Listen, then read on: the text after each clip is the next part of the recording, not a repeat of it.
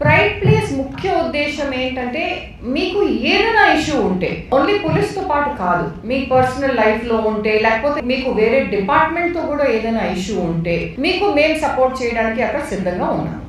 అది నా తరఫు నుంచి ఫస్ట్ పాయింట్. సెకండ్ పాయింట్ ఏంటంటే లాస్ట్ 4 to 5 months నుంచి ఒక ట్రాన్స్జెండర్ పాలసీ పైన పని నడుస్తుంది. మా వైపు నుంచి కూడా మేడం కూడా చాలా క్లియర్ కట్ కొన్ని ఇష్యూస్ మీ పైన మీ దృష్టికి తీసుకురావడం జరిగింది.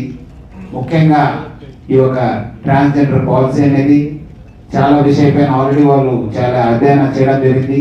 ముఖ్యంగా మనకు సెన్సస్ కావచ్చు, అదేవిధంగా ఎడ్యుకేషన్ కావచ్చు, దానిపైన కూడా వాళ్ళు ఆల్రెడీ మనము కొంత రీసెర్చ్ కానీ కొంత సర్వే కూడా చేయడం జరుగుతుంది. మీరందరూ కూడా బయట వాళ్ళు వచ్చి చేస్తున్నారు. బయట వచ్చిన వాళ్ళు అంత తొందరగా వాళ్ళకు తెలుగు రాదు, ఎందుకంటే మనం కూడా పోయినప్పుడు చూస్తున్నాను. పీపుల్ ఆర్ కంప్లైనింగ్, తెలిసిన వాళ్ళు ఇదంతా చేస్తున్నారు అనేది నేను చెప్తున్నాను. మీరు మానుకోకపోతే చాలా అంటే చాలా కష్టపడాల్సి వస్తుంది, చాలా ఇబ్బంది పడతారు వాళ్ళు. ఎందుకంటే ఇప్పుడు అమ్మ చెప్పినట్లు వేరే వాళ్ళు చెప్పినట్లు ఏదో వాళ్ళు ప్రేమంతోనే ఇస్తేనే తీసుకోవాలి, కానీ మీరు పోయి వాళ్ళ దగ్గర దౌర్జన్యం వాళ్ళు మళ్ళీ వాళ్ళ ఇంటి ముందు మార్చడము.